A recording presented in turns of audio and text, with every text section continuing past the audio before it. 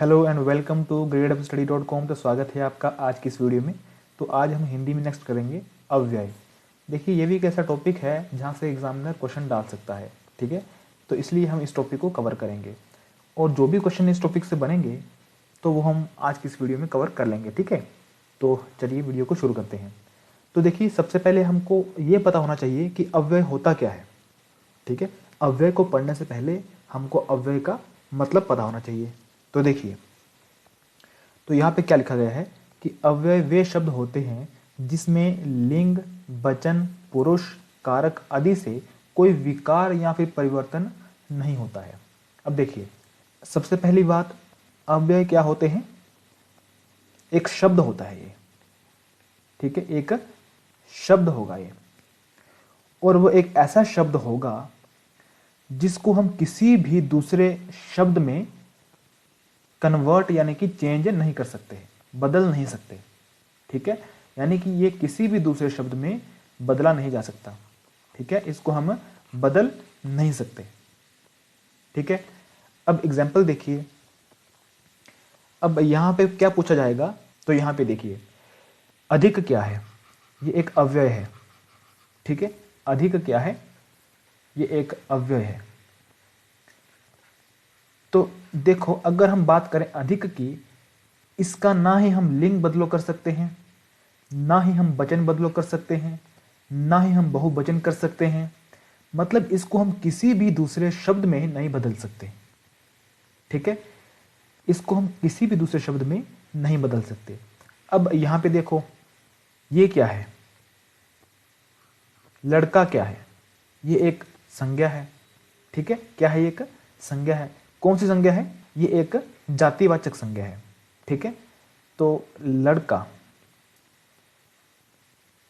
अब देखो हमने इसका बहुवचन करना है, तब ये आपका बन जाएगा लड़के। क्या बन जाएगा?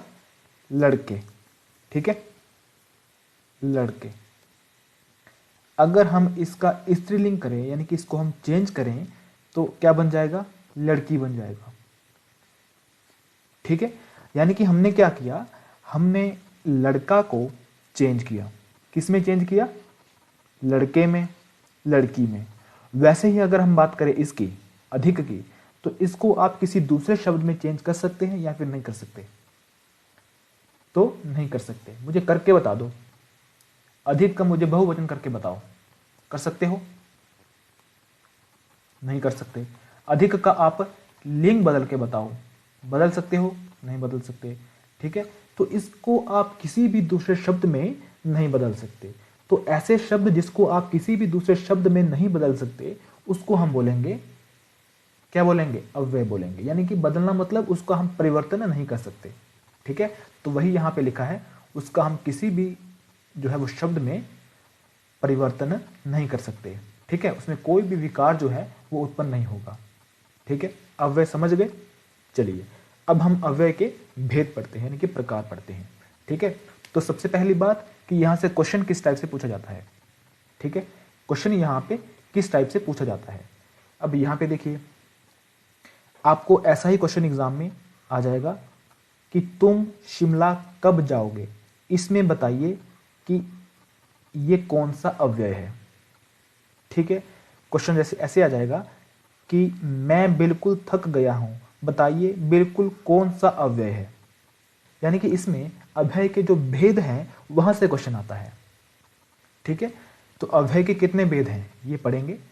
तो अव्यय के 5 भेद हैं। पहला भेद कौन सा है? क्रिया विशेषण। दूसरा कौन सा है? संबंध बोधक। तीसरा कौन सा है? समुच्चय बोधक। चौथा कौन सा है? विस्मय बोधक। पांचवा कौन सा है? निपात, ठीक है। तो क्रिया विशेषण, तो यहां से मैं आपको बता दूं कि हमने विशेषण टॉपिक जो है वो ऑलरेडी कवर कर लिया है, ठीक है। आप हमारे YouTube पे जाओगे तो वहां पे प्लेलिस्ट में आपको हिंदी की भी प्लेलिस्ट मिल जाएगी। वहां पे बाकी सब्जेक्ट्स के भी जो है प्लेलिस्ट है, तो वैसे ही आपको वहां पे हिंदी की भी प्लेलिस्ट मिल जाएगी। तो वहां पर एक टॉपिक होगा विशेषण, ये भी काफ़ी इंपॉर्टेंट है, तो इसको भी आप देख लीजिएगा, ठीक है।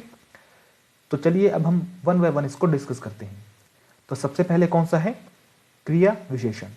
तो इसको हम थोड़ा सा पहले साफ कर लेते हैं ताकि और अच्छे से हम समझ पाएं।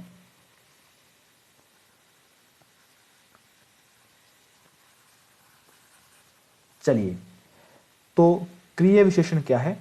जो पद क्रिया की विशेषता बताता है। ये यहाँ पे बात देखने वाली है। किसकी विशेषता बताता है? क्रिया की विशेषता बताता है। ठीक है, यहाँ पे क्रिया को अंडरलाइन करना है, क्रिया पे फोकस करना है। ठीक है, क्रिया की विशेषता बताता है, उसको हम बोलेंगे क्रिया विशेषण। ठीक है, तो सबसे पहले जो कंफ्यूजन है जो कि आपके माइंड में आएगी कि सर विशेषण और क्रिया विशेषण में क्या डिफरेंस है, यानी कि क्या इनमें अंतर है। ठीक है, क्रिया विशेषण। अब देखिए, अगर हम बात करें विशेषण की, ठीक है, तो इसका मैं आपको एक एग्जांपल देता हूं। जैसे कि वह सुंदर है, वह सुंदर है। अब यहां पे सुंदर क्या है? ये एक विशेषण है। क्यों? क्योंकि ये जो सुंदर है ये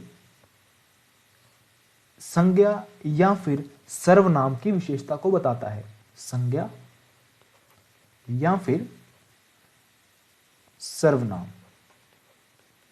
ठीक है, अब ये क्या है? ये तो सर्वनाम है। ठीक है, तो सर्वनाम की जगह संज्ञा भी हो सकता है, यानी कि किसी का नाम भी हो सकता है। जैसे कि विशाखा सुंदर है। ठीक है, तो विशाखा क्या है? ये आपकी संज्ञा आ गई। ठीक है, तो यहां पे संज्ञा भी हो सकती है और सर्वनाम भी हो सकता है। तो ऐसे शब्द जो संज्ञा या फिर सर्वनाम की विशेषता को बताए तो उसको हम बोलते हैं विशेषण। ठीक है, ऐसे शब्द जो कि संज्ञा और सर्वनाम की विशेषता को बताए उसको हम बोलेंगे विशेषण। वहीं दूसरी तरफ अगर हम बात करें क्रिया विशेषण की, तो ऐसे शब्द या फिर ऐसे पद जो क्रिया की विशेषता को बताए, तभी मैंने इसको अंडरलाइन किया है कि जो क्रिया की विशेषता को बताए। ठीक है, किसकी विशेषता को बताए? क्रिया की विशेषता को बताए। तो यहां पे संज्ञा और सर्वनाम की विशेषता को बताए, यहां पर क्रिया की विशेषता को बताए, और जो शब्द या फिर जो पद क्रिया की विशेषता को बताता है उसको हम बोलेंगे क्रिया विशेषण। समझ गए? अब यहां पे देखो, लड़का बड़ी तेजी से कूद रहा था, तो कूदना ये क्या है? क्रिया है। अब देखो, क्रिया एक अलग सा टॉपिक है तो उसको भी आप समझ सकते हो। ठीक है, मैंने आपको मतलब एक अलग सा टॉपिक है वो भी हमने कवर किया है, तो उसको भी आप देख सकते हैं। तो क्रिया का एक मैं आपको आसान सा तरीका बता देता हूं। क्रिया का मतलब होता है काम करना या फिर होना। ठीक है, तो यहां पे क्या काम हो रहा है? ठीक है, यहां पे कोई लड़का कूद रहा है, तो कूदने को हम बोलते हैं क्रिया। अब यहां पे वो कूद तो रहा है, वो यहां से कूद तो रहा है, लेकिन बड़ी तेजी से, इसकी विशेषता बता रहा है कि बड़ी तेजी से कूद रहा है। ये लड़का कूद तो रहा है लेकिन बड़ी तेजी से कूद रहा है। ये जो लड़का है ये बड़ी तेजी से कूद रहा है। ठीक है, तो यहां पे जो बड़ी तेजी अव्यय होगा वो इसकी विशेषता को बता रहा है, यानी कि क्रिया की विशेषता को बता रहा है। तो ये फिर कौन सा अव्यय होगा? क्रिया विशेषण अव्यय होगा। ठीक है, समझ गए? चलिए अगला एग्जांपल देखो, अधिक मत बोलो। अब यहां पे बोलना क्या है? बोलना क्या हुआ? क्रिया हुई, लेकिन अधिक मत बोलो, यानी कि ज्यादा नहीं बोलना है। ठीक है, तो यहां पे बोलने की विशेषता बताया जा रहा है कि अधिक मत बोलो। तो अधिक क्या हुआ? तो फिर आपका जो अधिक है वो क्रिया विशेषण अव्यय हुआ। ठीक है, नेक्स्ट है कम खाओ। खाना क्या हुआ? खाना एक क्रिया हुई, लेकिन कम खाओ। ठीक है, कम खाओ ज्यादा खाओ ये क्या है? विशेषता है। तो कम क्या हुआ? क्रिया विशेषण अव्यय हुआ। ठीक है, नेक्स्ट देखिए, गीता प्रतिदिन स्कूल जाती है। गीता प्रतिदिन स्कूल जाती है, जाना। ठीक है, स्कूल जाना, स्कूल तो ये जाती ही है लेकिन प्रतिदिन जाती है, प्रतिदिन जाती है। ठीक है, इसकी विशेषता बता रहा है कि भाई प्रतिदिन जाती है, कभी कभी नहीं जाती, हर रोज जाती है। ठीक है, तो प्रतिदिन कौन सा अव्यय हुआ? क्रिया विशेषण अव्यय हुआ। नेक्स्ट देखिए, तुम शिमला कब जाओगे? जाना। ठीक है, जाना क्या है? एक क्रिया है। जाना तो है लेकिन कब जाओगे?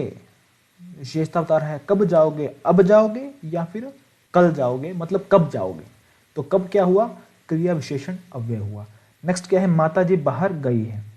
गई यानी कि जाना, ठीक है, जाना को हम बोलते हैं ना गई, तो जाना। कहाँ गई है, बाहर गई है, अंदर गई है, वहां गई है, यहां गई है। तो ये क्या है, ये विशेषता बता रहा है जाने की, ठीक है। तो बाहर फिर क्या हुआ, क्रिया विशेषण अव्यय हुआ। नेक्स्ट देखिए, नेक्स्ट है स्कूटर धीरे धीरे चलती है। चलना, ठीक है, चलना क्या है, क्रिया है। चल तो रही है लेकिन धीरे धीरे, आराम आराम से, फास्ट, तेजी से चल रही है। तो धीरे धीरे, तेजी से, तो ये क्या है, ये क्रिया विशेषण अव्यय है, ठीक है, क्योंकि ये विशेषता बता रहा है चलने की, ठीक है। नेक्स्ट देखिए, नेक्स्ट है मैं बिल्कुल थक चुका हूं। थक चुका हूं या फिर थक गया हूं, एक ही बात है। तो थक गया, थकना, तो थकना क्या है, क्रिया है। यहां पे आप एक बात देख रहे होंगे कि सभी के लास्ट में क्या लग रहा है, ना ना लग रहा है, ठीक है, ना ना ना। तो आप ये बोल सकते हो कि ऐसे शब्द जिनके पीछे ना लग सकता है तो वो आपके क्या होंगे, क्रिया होंगे, ठीक है। तो मैं बिल्कुल थक गया हूं, तो थक का बन गया थकना, तो ये क्या हो गई, क्रिया हो गई। लेकिन बिल्कुल यानी कि बिल्कुल ही थक गया मैं, ठीक है, अब मेरी हालत नहीं है कुछ भी करने की, बिल्कुल ही थक गया मैं, ठीक है। तो बिल्कुल क्या हुआ फिर, क्रिया विशेषण अव्यय हुआ, ठीक है। तो ये था क्रिया विशेषण अव्यय। अब देखिए, अब एग्जामिनर क्या करता है कि इसके जो भेद हैं, इसके फर्दर भी भेद हैं क्रिया विशेषण के, ठीक है। कौन कौन से भेद हैं, कालवाचक, स्थानवाचक, रीतिवाचक और परिमाणवाचक, ठीक है। अब एग्जामिनर क्या करता है कि ऐसा नहीं पूछता है कि भाई कौन सा अव्यय है, क्रिया विशेषण अव्यय है, नहीं, वो ऐसा नहीं पूछता है। वो पूछेगा तो भाई बताओ कि ये स्थानवाचक क्रिया विशेषण है या फिर कालवाचक है या फिर रीतिवाचक है। आपको यहां से ये 4 ऑप्शन दे देगा। तो इस केस में आप क्या करोगे बताओ। अब देखिए, अब आपको ये कैसे पहचानने हैं। अब देखिए क्या है, लड़का बड़ी तेजी से कूद रहा था, तो आपको ये 4 ऑप्शन दिए जाएंगे कि बताइए इनमें से कौन सा होगा। लड़का बड़ी तेजी से कूद रहा था, तो बताइए इनमें से कौन सा होगा। तो बड़ी तेजी से कूदना, ठीक है। तो देखिए कुछ जो शब्द हैं वो आपको याद रखने हैं, जैसे कि तेज, धीरे, धीरे धीरे, ठीक है, ध्यानपूर्वक। तो ये जो शब्द है ये आपको याद रखने हैं।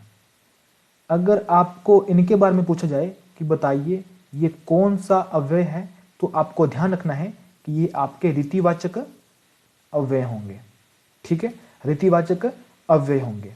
यानी कि आपको याद रखना है कि रीतिवाचक जो होगा वो स्पीड के बारे में बताएगा, स्पीड यानी कि गति के बारे में बताएगा, ठीक है। जैसे कि तेज चल रहा है भाई, धीरे चल रहा है, धीरे धीरे चल रहा है, ध्यानपूर्वक चल रहा है, यानी कि स्पीड के बारे में बताएगा, ठीक है।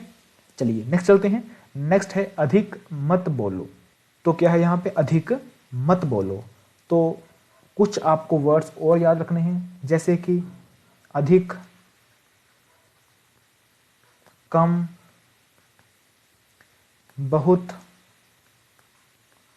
थोड़ा, ठीक है, खूब, ठीक है, बिल्कुल। तो अगर ये शब्द पूछे जाएं तो ये आपके परिमाणवाचक क्रिया विशेषण में आएंगे, ठीक है। तो ये शब्द आपके परिमाणवाचक क्रिया विशेषण में आएंगे। अब परिमाणवाचक का मतलब क्या होता है, किसी चीज को मापना, माप तोल करना, ठीक है। अब कोई चीज क्या है, अधिक है, कोई चीज क्या है, कम है, कोई चीज क्या है, बहुत है, कोई चीज क्या है, थोड़ी है, कोई चीज क्या है, खूब है मेरे पास, कोई चीज क्या है, बिल्कुल कम है, बिल्कुल ही नहीं है, ठीक है। तो ऐसे जो शब्द हैं ये परिमाणवाचक क्रिया विशेषण में आएंगे, क्योंकि ये जो शब्द है ये परिमाण यानी कि मापने के समय यूज होते हैं, ठीक है। तो इसलिए ये शब्द परिमाणवाचक क्रिया विशेषण में आएंगे, ठीक है। नोट करने हैं ये, क्योंकि एग्जामिनर आपको यहीं से कंफ्यूज करेगा, ठीक है। आप ये ना करना कि भाई धीरे धीरे है तो इसको आपने परिमाणवाचक में डाल दिया ना। ये जो मैंने आपको लिखवाए हैं इसको नोट करिए और आपके माइंड में ये होने चाहिए, ठीक है। ठीक है, चलिए नेक्स्ट चलते हैं। ये हो गया। नेक्स्ट क्या है, कम। तो मैंने आपको क्या बोला, अधिक, कम, तो ये आपके किस में आएंगे, परिमाणवाचक क्रिया विशेषण में आएंगे। ठीक है, नेक्स्ट क्या है, गीता प्रतिदिन स्कूल जाती है, प्रतिदिन, एवरीडे। ठीक है, तो एवरीडे यानी कि यहां पर काल की बात की जा रही है, तो ये आपका होगा कालवाचक क्रिया विशेषण अव्यय होगा। ठीक है, चलिए नेक्स्ट क्या है, तुम शिमला कब जाओगे, आज जाओगे या फिर कल जाओगे। ठीक है, कब जाओगे, तो यहां पर भी काल की बात की जा रही है। ठीक है, तो ये भी आपका कालवाचक क्रिया विशेषण अव्यय होगा। नेक्स्ट क्या है, माता जी बाहर गई है, बाहर, बाहर जाना, अंदर जाना, इधर जाना, उधर जाना, तो ये क्या है, स्थान, तो यानी कि स्थानवाचक क्रिया विशेषण होगा। ठीक है, तो ये आपका स्थानवाचक क्रिया विशेषण अव्यय होगा। नेक्स्ट क्या है, स्कूटर धीरे धीरे चलती है, तो मैंने आपको क्या बोला, धीरे धीरे, क्या होगा, रीतिवाचक क्रिया विशेषण होगा। नेक्स्ट क्या है, मैं बिल्कुल थक चुका हूं, बिल्कुल, बिल्कुल थक चुका हूं, मेरे पास थोड़ी सी भी एनर्जी नहीं है, मैं बिल्कुल थक चुका हूं। ठीक है, तो यहां पे आपकी एनर्जी को मापा जा रहा है, मैं बिल्कुल। ठीक है, तो ये भी आपका परिमाणवाचक क्रिया विशेषण अव्यय होगा। ठीक है, अगर आपके पास ये ऑप्शन नहीं होंगे तो आपके लिए एक सिंगल ऑप्शन होगा, क्रिया विशेषण अव्यय। तो उस केस में ये सारे के सारे क्या होंगे, क्रिया विशेषण अव्यय होंगे। लेकिन मैंने आपको इनको तोड़कर, यानी कि इनके जो भेद है वो भी करना सिखा दिए हैं। ठीक है, चलिए देखिए, मैं यहाँ पे इसको रिमूव कर रहा हूँ क्योंकि मुझे कुछ और भी बताना होता है, तो आप इसको यहीं से, यानी कि वीडियो को पॉज करके नोट कर सकते हो। ठीक है, पीडीएफ में ये सब नहीं मिलेगा क्योंकि मुझे ये साफ करके फिर से समझाना पड़ता है। ठीक है, चलिए आगे चलते हैं। हमने पहला इसका जो पार्ट है, पहला जो इसका भेद है वो हमने पढ़ा, क्रिया विशेषण अव्यय, और उसके साथ ही हमने उसके 4 भेद और भी पढ़े हैं। ठीक है, तो ये मुझे लगता है कि अगर क्वेश्चन यहाँ से आएगा तो वो आप कर लोगे। नेक्स्ट चलते हैं। नेक्स्ट है इसका दूसरा भेद, जिसका नाम है संबंध बोधक अव्यय। अब देखो यहाँ पे क्या है, संबंध, यानी कि यहाँ पे किसी न किसी का संबंध बताया जाएगा। ठीक है, यहाँ पर किसी न किसी चीज का संबंध बताया जाएगा। ठीक है, तो किसका संबंध बताया जाएगा, इसकी डेफिनेशन पढ़ के पता लग जाएगा। तो क्या लिखा हुआ है, जो शब्द वाक्य में किसी संज्ञा या फिर सर्वनाम के बाद आकर, यानी कि ये जो शब्द होगा ये संज्ञा या फिर सर्वनाम के बाद आएगा। ठीक है, तो उसके बाद आकर उसका संबंध वाक्य के दूसरे शब्द से दिखाए। ठीक है, वाक्य के दूसरे शब्द से दिखाए उसे संबंध बोधक अव्यय कहते हैं। यानी कि यहां पर एक वाक्य होगा और ये जो अव्यय होगा ये लगेगा आपका संज्ञा और सर्वनाम के बाद। ठीक है, और वो उसके दूसरे शब्द के साथ संबंध बताएगा। ठीक है, आपकी संज्ञा और सर्वनाम का संबंध दूसरे वाक्य के साथ दिखाएगा। एग्जाम्पल देखते हैं, इस मकान के पीछे धर्मशाला है। अब देखो, मकान क्या है, मकान बोलो क्या है, संज्ञा है। ठीक है, इसको मैं नंबर देता हूं फर्स्ट। दूसरा क्या है, धर्मशाला। ठीक है, धर्मशाला। अब ये क्या है, ये आपका अव्यय है, के पीछे। ठीक है, अब के पीछे जो है वो आपका मकान और धर्मशाला का संबंध बता रहा है कि जो धर्मशाला है वो आपके मकान के पीछे है। समझ रहे हो, ये जो धर्मशाला है ये आपके मकान के पीछे है, संबंध बताया जा रहा है यहाँ पे। ठीक है, तो इसलिए ये आपका संबंध बोधक अव्यय में आएगा। समझ गए, नहीं समझे, अगला एग्जाम्पल देखिए, मैं हॉस्टल से दूर पहुंच गया था। अब हॉस्टल क्या है, हॉस्टल आपका पहला एक संज्ञा है। दूसरा क्या है, मैं क्या है, मैं आपका सर्वनाम है। तो यहां पे मैं और हॉस्टल का संबंध बताया जा रहा है से दूर। क्या संबंध है, से दूर। मैं है, जो मैं हूं, मैं हॉस्टल से दूर पहुंच चुका हूं, मैं इस हॉस्टल से दूर पहुंच चुका हूं। तो यहां पे मैं और हॉस्टल के बीच का संबंध कौन बता रहा है, से दूर। ठीक है, बता रहा है कि नहीं बता रहा, मैं हॉस्टल से दूर पहुंच गया हूं। देखो संबंध का मतलब ये नहीं है कि जो संबंध वाला अव्यय होगा वो बीच में आएगा, नहीं, वो इन दोनों के बाद भी आ सकता है, यहां पर भी आ सकता है। ठीक है, इन दोनों के बाद भी आ सकता है, जरूरी नहीं है कि बीच में आएगा। ओके, चलो अगला एग्जांपल देखो, रमेश बाजार की ओर गया। अब रमेश पहला क्या है, संज्ञा है, बाजार दूसरी संज्ञा है। ठीक है, अब इन दोनों का संबंध क्या है कि ये जो रमेश है ये इसकी ओर जा रहा है, रमेश बाजार की ओर जा रहा है, संबंध बता रहा है ये रमेश और बाजार का। ठीक है, तो की ओर कौन सा अव्यय हुआ, तो की ओर संबंध बोधक अव्यय हुआ। ठीक है, समझ गए। अगला एग्जांपल देखो, मैं गाड़ी के आगे खड़ा था। अब मैं क्या है, मैं आपका सर्वनाम है।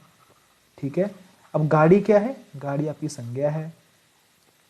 इन दोनों का संबंध क्या है, मैं जो मैं हूं, मैं इस गाड़ी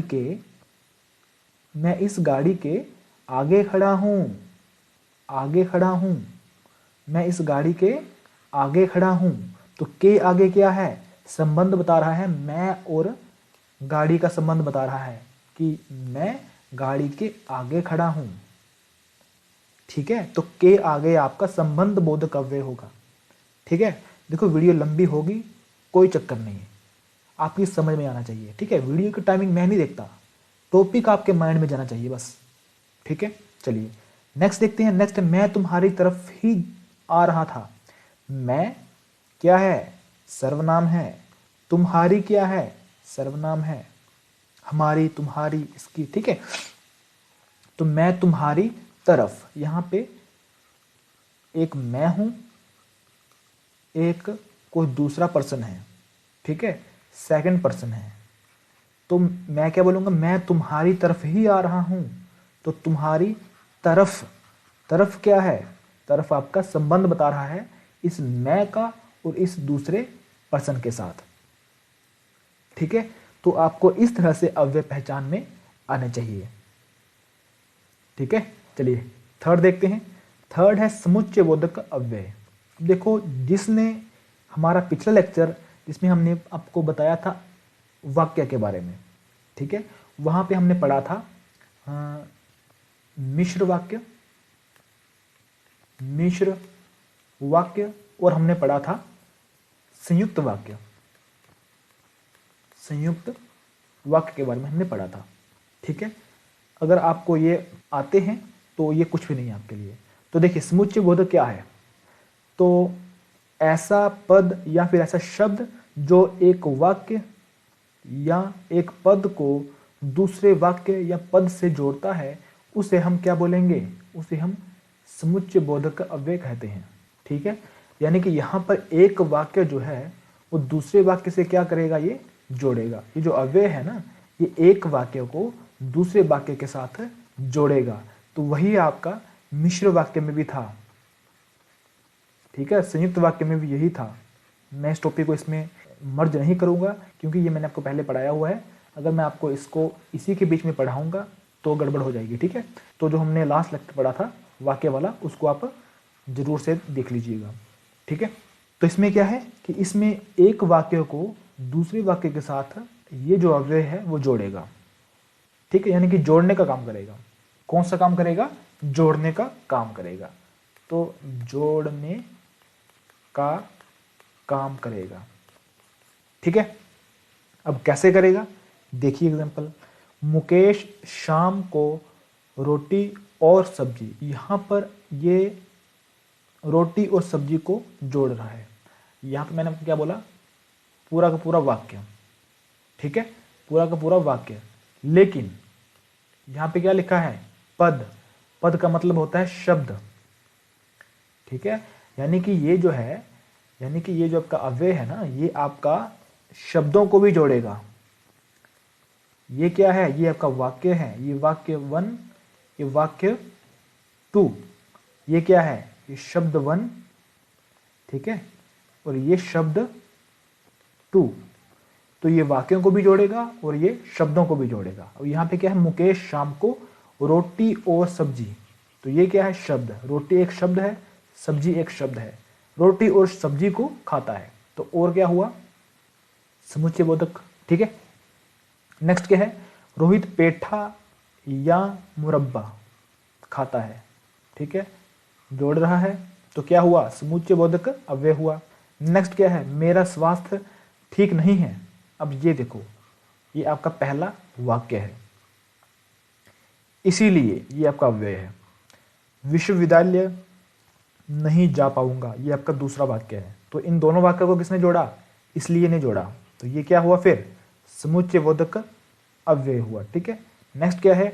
उसने अभिषेक को बहुत समझाया किंतु वह नहीं माना, तो ये आपका पहला वाक्य, इतना सा। ठीक है, पहला वाक्य, वह नहीं माना, ये आपका दूसरा वाक्य है। किंतु ने इन दोनों वाक्यों को जोड़ा है, तो किंतु क्या हुआ? समुच्चय बोधक अव्यय हुआ। ठीक है। अगला देखिए, मैं घर जा रही हूं, ये पहला वाक्य है, ताकि दादी को दवा पिला सकूं, ये आपका दूसरा वाक्य है। तो ताकि क्या कर रहा है? दोनों को मिला रहा है। लास्ट एग्जांपल देखिए, माता जी ने कहा कि उसे तुरंत बुलाओ। माता जी ने कहा, पहला अव्यय है। दूसरा क्या है? उसे तुरंत बुलाओ, दूसरा, और ये पहला वाक्य। ठीक है, ये दूसरा वाक्य। तो की क्या कर रहा है? इन दोनों को जोड़ रहा है। ठीक है, तो यहां पर आप ध्यान दोगे कि और, या, किंतु, ठीक है, ताकि, कि, ऐसे शब्द आपके समुच्चय बोधक अव्यय में आएंगे। ठीक है, जो दो वाक्यों को या फिर दो शब्दों को जोड़ेगा। ठीक है, ये काफी आसान है, इसको आप कर लोगे। ठीक है, फंसोगे कहां पे? जो हमने पहले किया था क्रिया विशेषण वाला। ठीक है, वहां पे फंसोगे आप। ठीक है, तो ध्यान देना। तो फोर्थ पार्ट क्या है? विस्मय बोधक अव्यय। अब विस्मय बोधक आपने काफी बार पढ़ लिया है, सुन लिया है। ठीक है, विस्मय बोधक का साइन क्या है? ऐसा।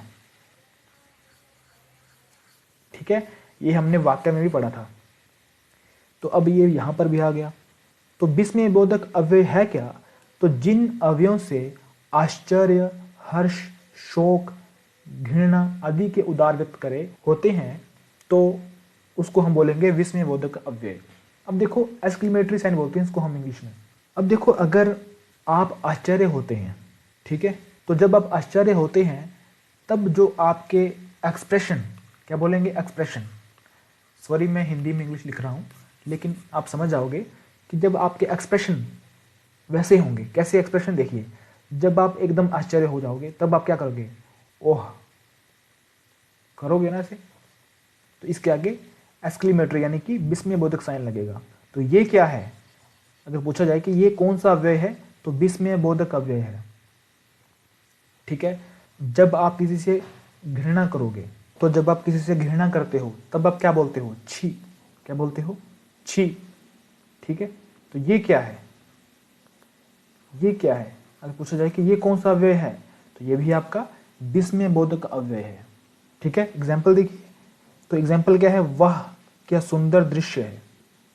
ठीक है, तो ये क्या है? ये आपका एक्सप्रेशन है, वाह। ठीक है, तो अगर आपको पूछा जाए कि ये कौन सा अव्यय है, तो ये आपका विस्मय बोधक अव्यय है। अरे गाड़ी से बचो, अरे, ये आपका क्या एक्सप्रेशन है? अरे गाड़ी से बचो। तो ये क्या हुआ? विस्मय बोधक अव्यय हुआ। शाबाश, बहुत अच्छा काम किया तुमने। ठीक है, बहुत बढ़िया। ठीक है, तो ये क्या है? विस्मय बोधक अव्यय है। लास्ट क्या है? छी, ऐसी गंदी बात करता है, हैं? ऐसी गंदी बात करते हैं तुम, तो ये क्या है? छी क्या है? छी आपका एक्सप्रेशन है। ठीक है, तो ये आपके सभी के सभी विस्मयादि बोधक यानी कि विस्मय बोधक अव्यय में आएंगे। ठीक है, इसमें एक बात हमेशा कॉमन रहती है, चाहे आप अव्यय की बात कर लो, चाहे आप वाक्य की बात कर लो, ये एक्सक्लेमेटरी जो साइन रहता है, यानी कि विस्मयादि बोधक जो साइन रहता है, ये रहेगा ही इसमें, यानी कि ये हमेशा रहता ही रहता है। ठीक है, चलिए लास्ट टाइप देखते हैं। तो लास्ट है निपात अव्यय। ठीक है, निपात अव्यय। तो देखिए, निपात अव्यय क्या है? वाक्य में जो अव्यय किसी शब्द या पद के बाद लगकर उसी के अर्थ पे विशेष प्रकार का बल दे, इसको देखो, बल दे या फिर भाव पैदा करने में सहायता करे, तो तो उसे हम बोलेंगे निपात। ठीक है, यानी कि उसको बल देना है। इसमें आपको याद रखना है कि वो उसको बल देगा। बल यानी कि जोर देगा, ऐसे शब्द उसको जोर देंगे। किसको देंगे, ये देखिए एग्जाम्पल देखिए, शरद ही कल जाएगा। अब ही क्या है, ही बल दे रहा है शरद पे। बल का मतलब हुआ कि बस शरद ही जाएगा और कोई नहीं जाएगा, सिर्फ और सिर्फ शरद ही जाएगा। तो ही लगा के हमने क्या किया, बल दिया कि शरद ही जाएगा, इसके अलावा कोई नहीं जाएगा। ठीक है, तो ही क्या हुआ, एक निपात अव्यय हुआ, क्योंकि ही बल दे रहा है शरद को। ठीक है, अगला एग्जांपल देखो, कल अरुण भी जाएगा। अब अरुण को जाना ही पड़ेगा क्योंकि इसके आगे भी लग गया है, यानी कि बल इस पे अब आ गया है, इसको अब जाना ही पड़ेगा। कल अरुण को जाना ही पड़ेगा, कल अरुण भी जाएगा। ठीक है, तो भी ने अरुण पर बल दिया है कि अब इसको जाना ही पड़ेगा। ठीक है, चलिए अगला देखते हैं, मैंने तो कुछ नहीं किया। तो मैंने कुछ नहीं किया, मैंने तो कुछ नहीं किया, एक होता है मैंने कुछ नहीं किया। ठीक है, मैं यहां पे लिखता हूं मैंने कुछ नहीं किया। दूसरा है मैंने तो कुछ नहीं किया। दोनों में डिफरेंस है। क्या डिफरेंस है, यहां पर मैंने जोर दिया है अपने खुद पे कि मैंने कुछ नहीं किया, कोई भी मेरे पे ब्लेम नहीं लगाएगा। ठीक है, मैंने तो कुछ नहीं किया। ठीक है, तो यहां पे मैंने क्या किया, तो लगाकर अपने आप पर बल दिया, तो ये भी आपका निपात अव्यय होगा। ठीक है, लास्ट एग्जांपल देखिए, तुम्हारे बारे में बच्चे तक जानते हैं। तुम्हारे बारे में देखो, जवान तो जानते हैं, बूढ़े भी जानते हैं, लेकिन बच्चे तक जानते हैं। बच्चे तक जानते हैं, तो तक लगा के मैंने जोर दिया कि बच्चे तक जानते हैं। बल लग रहा है ना, जोर लग रहा है ना इस पे, किस पे, जिसके आगे ये लगेगा। ठीक है, तो बच्चे तक जानते हैं, तो फिर ये क्या होगा, निपात अव्यय होगा। ठीक है, तो ये थे आपके 5 इसके टाइप।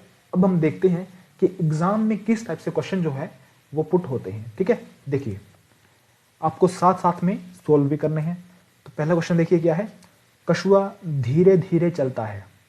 धीरे धीरे चलता है, तो इस वाक्य में क्रिया विशेषण, अब देखो मैंने पहले से इसको अंडरलाइन कर दिया। ठीक है, धीरे धीरे, तो धीरे धीरे एक तो आपको मैंने बताया कि क्रिया विशेषण अव्यय होगा। ठीक है, दूसरा ये आपका रीतिवाचक क्रिया विशेषण होगा।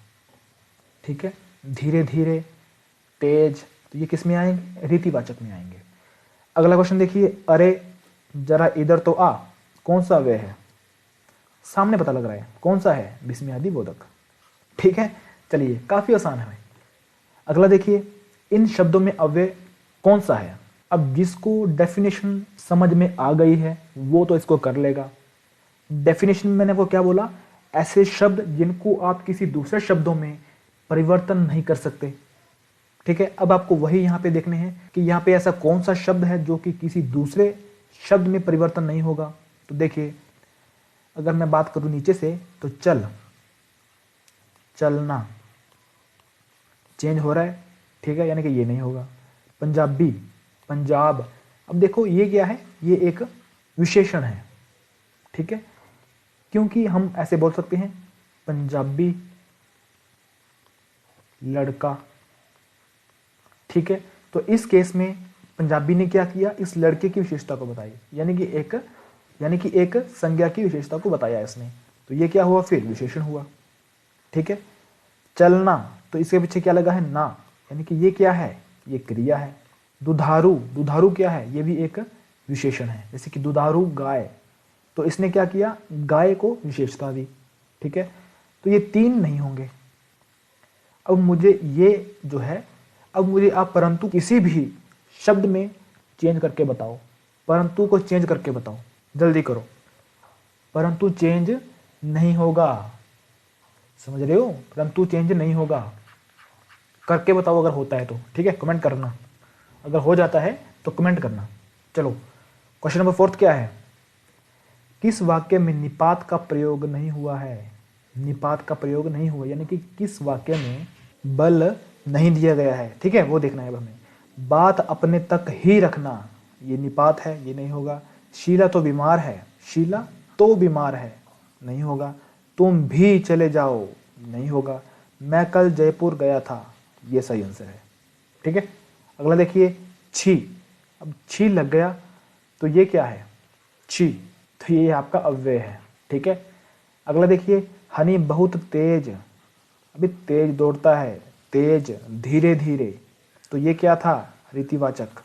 ठीक है, अगला मेरे घर के सामने, मेरे घर के सामने एक अस्पताल है। ठीक है, घर के सामने, तो यहाँ पे घर और अस्पताल का संबंध बताया जा रहा है कि ये इसके सामने है, तो संबंध यानी कि संबंध बोधक। ठीक है, अगला देखो बालक खेल रहे हैं परंतु, बालक तो खेल रहे हैं परंतु बालिकाएं पढ़ रही है। दोनों वाक्यों को इसने क्या किया, जोड़ा है, तो जोड़ा है तो क्या होगा, समुच्चय बोधक होगा। ओके, चलो फिर अगला देखो आरुषि धीरे धीरे, अब फिर से धीरे धीरे। ठीक है, तो ये क्या है, रीतिवाचक है। ठीक है, अगला देखो वार्षिक उत्सव पर आप भी जरूर आना, बल दे रहा है यहाँ पे, ये आपको आना ही पड़ेगा, अगर नहीं आओगे तो हम नाराज हो जाएंगे। ठीक है, तो आप पे बल दे रहा है कि आपको आना ही पड़ेगा। ठीक है, तो बलदायक। अब देखो ये जो है ये निपात के फर्दर टाइप है, तो मुझे लगता है कि ये आप कर लोगे क्योंकि ये कुछ खास नहीं है। प्रश्नवाचक है, यानी कि प्रश्नवाचक कौन कैसे क्यों ऐसे शब्द आएंगे। ठीक है, निषेध यानी कि आपको मना करने का एक भाव पैदा होगा। निषेध मैंने आपको बोला था, निषेध मतलब मना करना, यहाँ पे मना है, न लगेगा उसके पीछे, न आना। ठीक है, जैसे कि एग्जाम्पल मैं आपको देता हूँ, तुम इधर मत आना, तुम इधर मत आना, तो मत क्या है, निषेधवाचक। ठीक है, तो यहाँ पे भी लगा हुआ यानी कि ये बल दे रहा है, तो बलदायक हो गया। तुलनार्थक, अगर तुलना करेगा किसी भी दोनों चीजों में, ठीक है, तो तुलनात्मक निपात के अगर बात की जाएगी तब आपका तुलनात्मक निपात अव्यय होगा। ठीक है, तो ये थे आपके कुछ प्रश्न जो कि एग्जाम में पूछे गए थे, और इसी तरह के एग्जाम में क्वेश्चन जो है वो पूछे जाते हैं। ठीक है, तो आई होप आपकी आज की क्लास काफ़ी मज़ेदार रही होगी, काफ़ी कुछ आपको सीखने को मिला होगा, और मुझे लगता है कि अगर आप मुझे स्टार्टिंग से फॉलो कर रहे हो तो हिंदी में तो आपकी पकड़ जो है वो काफ़ी अच्छी हो चुकी होगी। ठीक है, तो आपकी जानकारी के लिए मैं बता दूं कि हमने अपनी वेबसाइट पे एक HP पुलिस कांस्टेबल के लिए Sunday mock test series launch कर दी है, जिसमें आपका हर संडे जो है वो मॉक टेस्ट लिया जाता है HP पुलिस का। ठीक है, हर संडे आपका मॉक टेस्ट लिया जाता है, फुल मॉक टेस्ट 80 नंबर का। ठीक है, फुल मॉक टेस्ट हर संडे, जब तक आपका एग्जाम नहीं हो जाता तब तक हर एतबार आपका एग्जाम ग्रेड अप स्टडी की तरफ से लिया जाएगा, और उसके जो भी आपके डाउट्स होंगे, यानी कि उस पर्टिकुलर मॉक टेस्ट के जो भी आपके डाउट्स होंगे वो हम नेक्स्ट डे आपके साथ डिस्कस करेंगे। ठीक है, तो अगर आपने अभी तक इस मॉक टेस्ट में पार्टिसिपेट नहीं किया है, इस मॉक टेस्ट में अगर आपने एंटर नहीं किया है, तो डिस्क्रिप्शन में आपको हमारी वेबसाइट का लिंक मिल जाएगा, तो वहाँ पे आप डायरेक्टली क्लिक करके वेबसाइट के थ्रू इस मॉक टेस्ट में एंटर हो सकते हैं। ठीक है, तो डिस्क्रिप्शन में आपको लिंक मिल जाएगा। साथ ही साथ हमने एक ई बुक भी लॉन्च की है, जिसमें आपको प्रीवियस ईयर के 500 क्वेश्चन मिलेंगे जनरल साइंस के, और ये वो क्वेश्चन हमने इसमें डाले हैं जो कि एग्जाम में बार बार रिपीट होते हैं। ठीक है, यानी कि रिपीटेड क्वेश्चन जो एग्जाम में आते हैं तो वो हमने इसमें डाले हैं। ठीक है, अब देखो अगर आप किसी भी एग्जाम की तैयारी कर रहे हो तो कम से कम आपको वो क्वेश्चन तो आने ही चाहिए जो कि आपके हिमाचल के ही किसी न किसी एग्जाम में रिपीट हो रहे हैं। ठीक है, तो उसी को पॉइंट आउट करते हुए हमने एक ई बुक लॉन्च की है, जिसमें कि HP के जितने भी एग्जाम हैं, ठीक है, तो वहाँ पे जो कॉमन क्वेश्चन जो कि हर किसी एग्जाम में पूछे जाते हैं, तो वो हमने क्वेश्चन इसमें इंक्लूड किए हैं। ठीक है, तो आप इसको भी विजिट कर सकते हैं, ये भी आपको हमारी वेबसाइट पे मिल जाएगा। ठीक है, तो अगर आपको वीडियो अच्छी लगती है, वीडियो अगर आपको नॉलेजेबल लगती है, तो वीडियो को आप एक लाइक करें, वीडियो को शेयर करें अपने दोस्तों के साथ, और अगर आपने अभी तक चैनल को सब्सक्राइब नहीं किया है तो चैनल को सब्सक्राइब करके बेल आइकन को प्रेस जरूर करिएगा। ठीक है, फेसबुक, इंस्टाग्राम और टेलीग्राम पे आप हमें फॉलो कर सकते हैं। तो मिलते हैं नेक्स्ट वीडियो में, तब तक के लिए जय हिंद।